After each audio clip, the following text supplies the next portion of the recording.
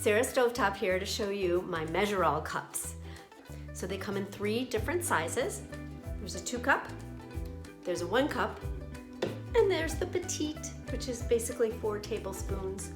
You can use it for a liquid measure. It has a spout right here, and you can see the measure.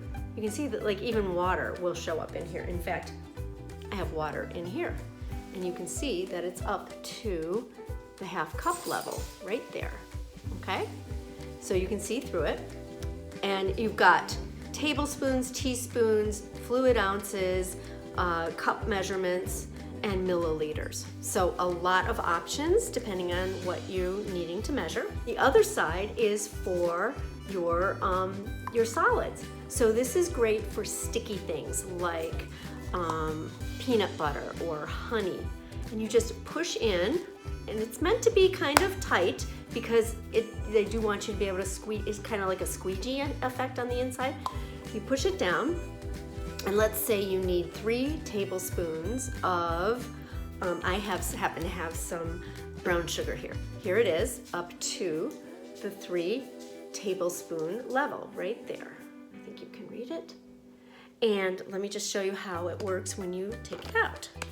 So here's my bag. I'm just gonna put it right back in the bag, and all you do is push it out like this. See? It comes out. And this is great for, like I said, anything that's sticky, honey, shortening, peanut butter, or any kind of nut butters, brown sugar, things like that that you have to scrape out of a regular container, a regular measuring cup. These are perfect for that. So that is your Measure All cups, petite, 2 cup, and the 1 cup with some liquid in it. And see, it can come right out of the spout. So these are my favorites. I use them in the kitchen all the time.